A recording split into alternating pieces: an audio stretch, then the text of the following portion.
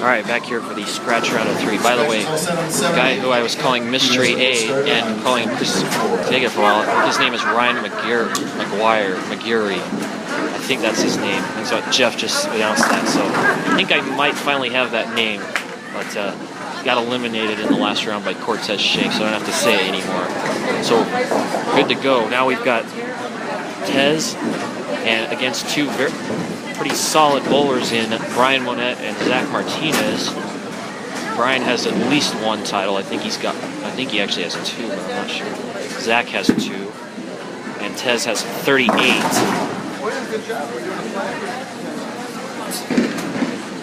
And that the asterisk or whatever, however you say it, on that is that if Tez wins today, he will break a tie with Cameron Smith for 3rd all-time in JBT titles. And he starts with a double here in this match. That's going to help him quite a bit. Zach with a tricky 3-6-9-10 to shoot. Nice conversion there. So he goes strike spare. Brian Monette has a strike up in the first as well. Brian, who famously bowled the first squad of qualifying at the Youth New Mexico Open, and then hightailed it out of there and went back to Phoenix and didn't finish the tournament. Let me explain. After he throws, leaves it to he was about to bowl junior gold after the New Mexico Open. The problem was his bowling, the way his bowling balls were drilled, the spans and pitches weren't right, were incorrect. They were messed up. And he'd been bowling with improper fits in the pitches for quite a while, and he went back home to Phoenix because he needed to get his drillings fixed up to bowl junior gold. That's why that spare was huge. Wait for the strike. Zach Martinez with a little obvious mention there. Ooh, Tez leaves a stone 9. I might want to talk a little softer. Shh.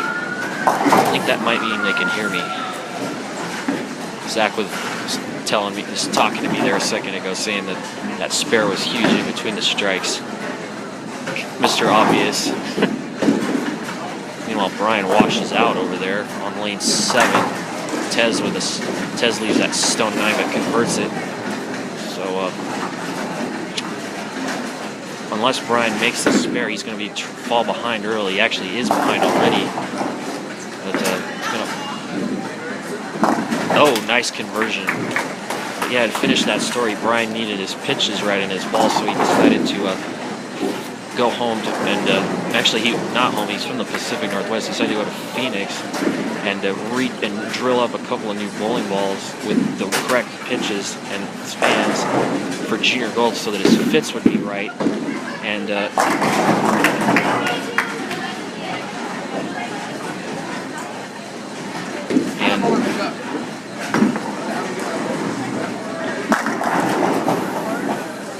Tez rings a 10, and before that, Zach leaves that bucket.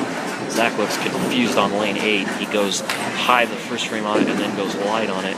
He made a comment about his ball isn't picking up. The ball he's throwing isn't picking up very well on the back end. Converts the bucket. If I haven't been able to tell what... Oh my. Tez misses a spare. I said earlier he doesn't miss spares, but he's missed 2 single pins now already in the last couple of games. And actually with that miss, he and Brian Monette strikes. So actually he and Brian are tied now for the second for low score, and Zach is in the lead with that strike spare start.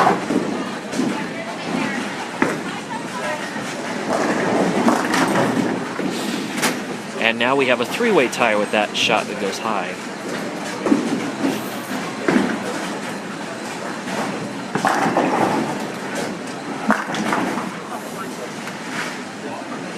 Tez with a flat 10. He liked that shot until he was amazed. He thought that was going to be it. interesting. All three of them are throwing some very different balls right now.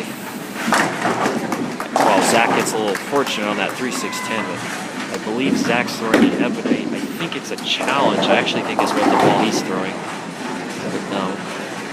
Tez is using a totally defiant, and Brian's using a wrecker. So three very different balls. These three guys all have different games.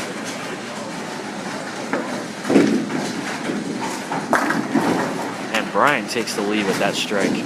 Brian, kind of the classic power stroker. He's got that nice smooth game, and he puts more on it than a stroker does, but got that nice smooth form. Zach's kind of in the same boat, a stroker, kind of a tweener. Tez is definitely a power player. He likes to get in and send it right, stamp on it and send it right. Trip 4-9 there. Good break, because as I've mentioned a zillion times, those don't happen that much on the twisters. Tez gets a strike, so he and Zach remain tied. Both shooting 197 right now.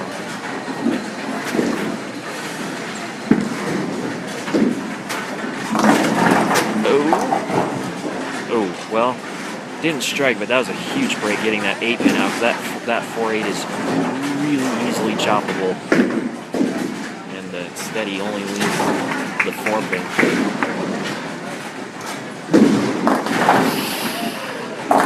And Zach leaves a big 4.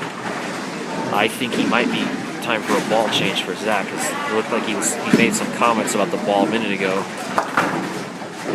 And he's gone light on that lane. He went lane. Yeah, he went high on that lane the time before, and then that time he pays the price for it with a big 4. So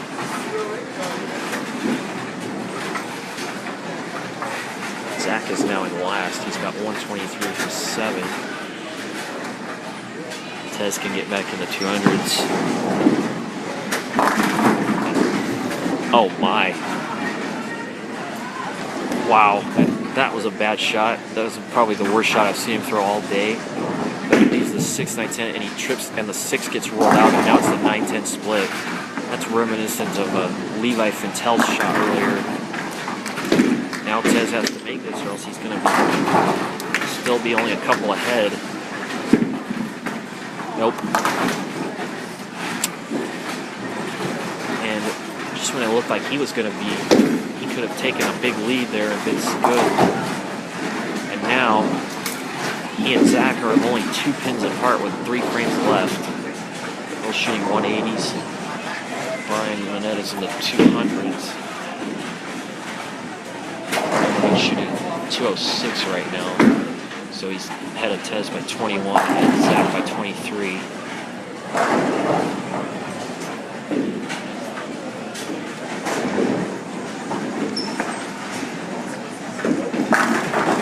Tez needed that one, and that was a good shot. And is not happy.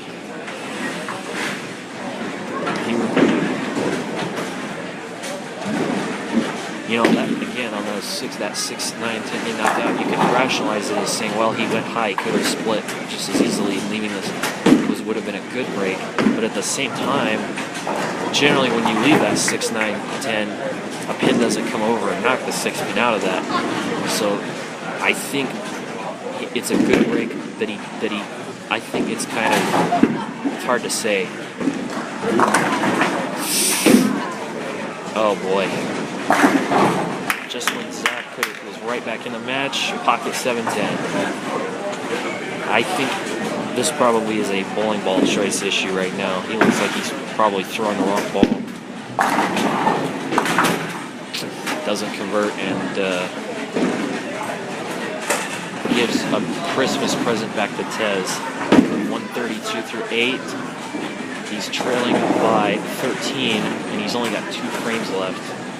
But he can strike out for 192.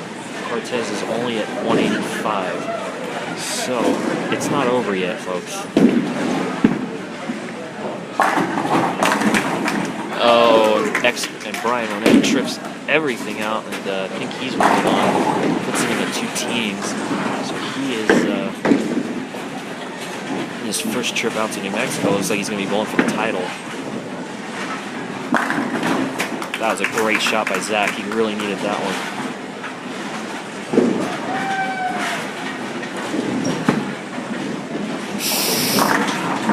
Tez. Oh boy. He needed that strike. He could have been back in the 190s. Instead now, he spares it. He can strike out in the 10th for 195. Zach with a strike working in the 9th can shoot 192. So if Tez spares and Zach strikes out, it'll force Tez to get 2 strikes and 8 in the 10th frame to win. Cut back here for part 2 because it's going to be a minute before either of them bowls.